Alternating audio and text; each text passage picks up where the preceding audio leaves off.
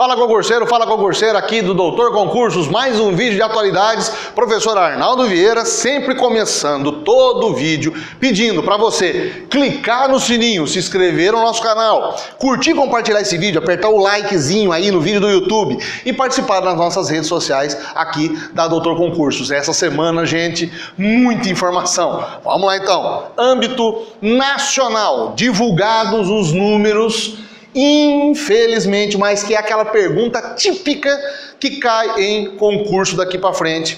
Os gráficos para você analisar, preste bastante atenção. Números sobre desigualdade mundial e o Brasil figurando em 9º lugar como o país mais desigual do mundo. Essas informações foram divulgadas na semana passada, relatórios internacionais deram conta de que o Brasil, acredite vocês, inclusive, ele evoluiu na sua posição de país mais desigual. Nós estávamos em 8º, agora somos somente o 9º colocado nessa colocação, nessa lista de países. A África do Sul figurando em primeiro lugar, infelizmente. Mas o Brasil, com todo o tamanho que ele tem, infelizmente é o 9º país mais desigual do mundo. Por quê? No comparativo com os dados de 16 para 17, nós tivemos, em 2017, o número de pessoas abaixo da linha da pobreza, hein? 15 milhões sobrevivendo com apenas $1,90. Se você imaginar que o salário base do brasileiro, né, é em média 950, 960 reais, 15 milhões de pessoas estão sobrevivendo com 1,90 centavos de dólar. Isso dá algo em torno aí de 5 reais, vamos colocar assim, tá? Elas por elas. Infelizmente é um número alarmante, mas é o tipo de número que um concurso vai pedir para você saber se você está por dentro ou não. Outra coisa, em relação aos ricos, no comparativo com números que vão falar sobre ricos e pobres. Os ricos em 2017, os 10% mais ricos tiveram um acréscimo de 6% na sua própria renda. Enquanto que 50% da quantidade desses 15 milhões de pobres tiveram uma queda de 3,5% da renda, ou seja, os ricos que já eram ricos aumentaram sua renda, metade da população mais pobre, que era pobre já, até que teve a renda mais diminuída, mais baixa possível. E outra coisa, o rendimento médio dentre os mais ricos deste grupo aqui aumentou, a diferença que existe é de 36,3% maior que 50% dos pobres. Ou seja, é uma informação que inclusive há alguns anos a imprensa tem noticiado. Toda a riqueza do mundo está concentrada na mão de 1% da população mundial. No Brasil não é diferente. Tá? A gente pode considerar que você tem aí 2, 3% da população brasileira que hoje vive com um aumento, inclusive, dos seus rendimentos, números maiores a 36,3% maior que toda aquela quantidade de pessoas que estão abaixo da linha de pobreza. Mais um número que acentua essa desigualdade social que infelizmente a gente vive no Brasil, que todo mundo vê. A imprensa noticia diariamente, a gente vê acontecendo aos nossos olhos, o índice inclusive de pessoas abaixo da linha de pobreza que são negros, por exemplo, alarmante. Mais de 60% dessas pessoas são de cor negra. Infelizmente são dados que nos apontam, por mais que o governo tente falar que as situações econômicas, o Brasil está numa crise, mas que está se recuperando, na verdade não são esses os valores. Tudo bem que a gente conseguiu sair do 8º para o 9º lugar, mas mesmo assim a desigualdade continua sendo um dos problemas gravíssimos do Brasil. E vai ser objeto de pergunta para você nos concursos que você vai prestar. Preste muita atenção nos números que falam sobre desigualdade social no Brasil. Certo? Agora vamos lá, agora o âmbito internacional, gente, não teve outro assunto na comunidade científica internacional, e essa é aquela pergunta que é fatal, é a pergunta que abre outras perguntas. A modificação, a manipulação genética do DNA de bebês na China. Um pesquisador, He Jiankui, que na verdade é físico, não é médico geneticista, certo? Declarou na semana passada para a Associated Press, que é uma das maiores agências internacionais de notícia do mundo, que realizou com sucesso uma seguinte experiência. Ele faz a inseminação artificial de casais com problemas de fertilidade. O que ele teria feito? Ele pegou 7 casais, e entre desses 7 casais, todos que eram portadores do vírus HIV. Bom, um desses casais, o pai é portador e a mãe não é portadora. Ele teria feito o quê então? Na inseminação artificial, ele usou uma técnica que na engenharia genética já é conhecida, a gente já conhece ela bastante, que é o CRISPR, certo? Que é uma técnica que modifica, através do RNA e proteínas, sequências do DNA.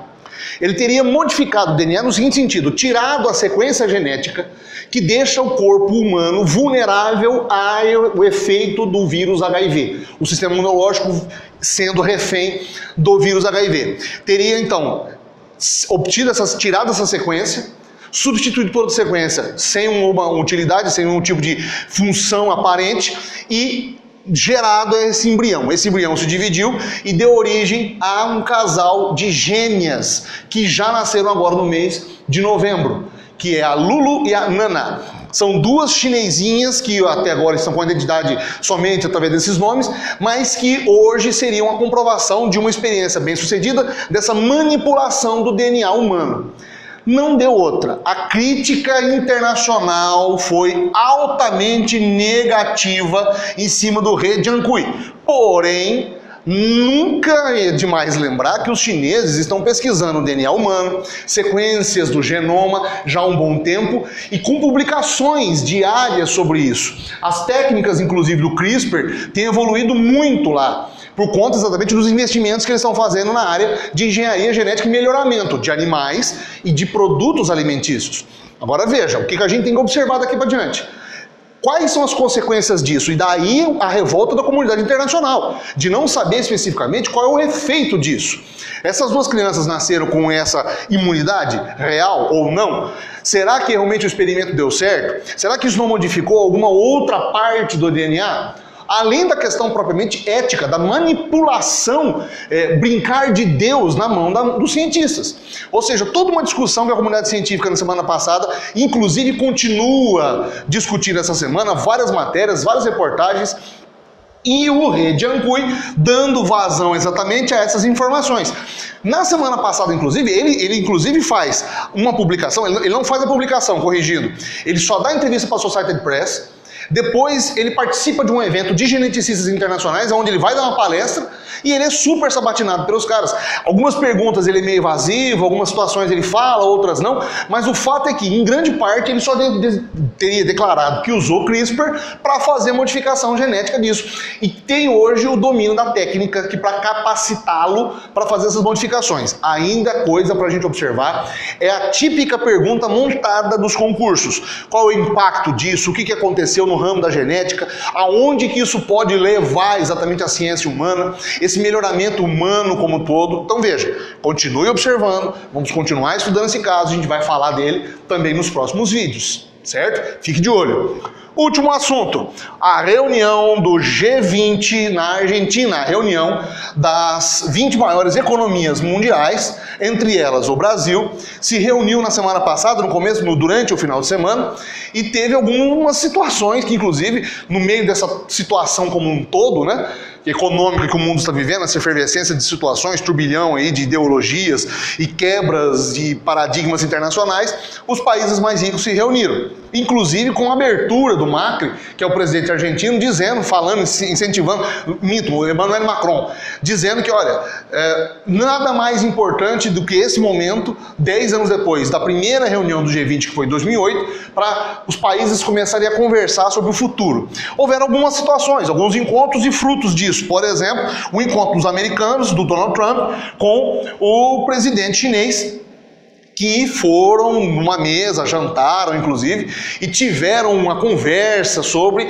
a guerra comercial entre chineses e americanos, que parece que inclusive nessa ocasião houve até uma espécie de cessar-fogo. Os chineses teriam aceitado algumas modificações por conta exatamente das tarifações americanas em cima dos veículos. Os americanos teriam então sinalizado também com a divisão, com uma diminuição dos impostos de produtos chineses. algo para a gente continuar observando, mas de qualquer forma o clima de tensão, né? Cenas engraçadíssimas, como do Trump tirando, inclusive, o fone de ouvido do tradutor simultâneo na hora de uma entrevista coletiva, coisas do Trump, né? Bom, teve também o avião da Angela Merkel, que teve um problema ao sair da Alemanha. A Angela Merkel teve que ter o voo interrompido, depois veio no outro, desmarcou várias reuniões, por um problema de avião que ela teve, do avião oficial que trazia a Angela Merkel, que é a chanceler alemã.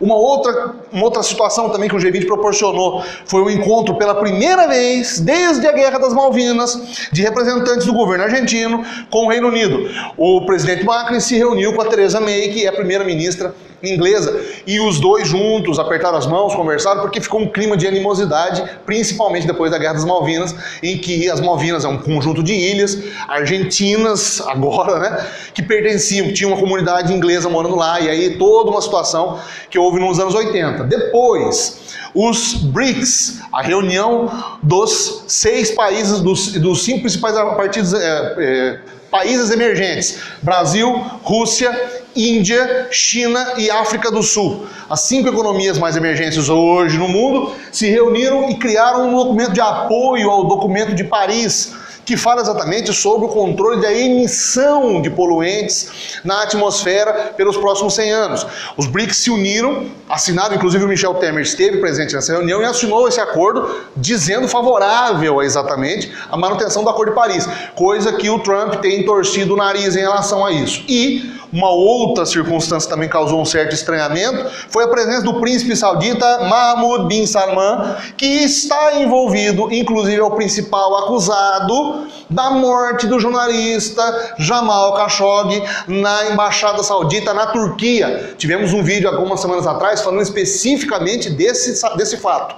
O príncipe Mohammed esteve lá, foi inclusive sabatinado, perguntado por conta dessa situação. É a primeira vez. A Arábia Saudita é um país muito fechado ainda, mantém relações internacionais, mas é uma situação um pouco delicada. Então isso também foi chamado a atenção, chamou a atenção da imprensa como um todo, porque ele estava lá participando do G20. O encontro ainda, né, gerou algumas situações, como por exemplo, o presidente, um último momento que o presidente Temer vai participar de um encontro desse, a partir do ano que vem, inclusive, é o presidente Jair Bolsonaro, que na semana passada também, durante inclusive o evento, pediu o cancelamento da Conferência Internacional do Meio Ambiente que aconteceria no Brasil, alegando falta de verba. Então, toda uma situação que aconteceu envolvendo essa política internacional e que vai acabar sendo alvo de perguntas para vocês nos concursos, tá legal? Eu disse para vocês que era muita informação nesse vídeo, tá certo? Mas continue estudando, força aí e você vai conseguir, tá legal? Um grande abraço para todos vocês, a gente se vê e sempre encerrando pedindo para você clicar no sininho, curtir esse vídeo, participar das nossas redes sociais, se inscrever no canal para a gente conseguir produzir sempre vídeos muito legais para vocês, tá certo? Um grande abraço, até semana que vem, gente, valeu!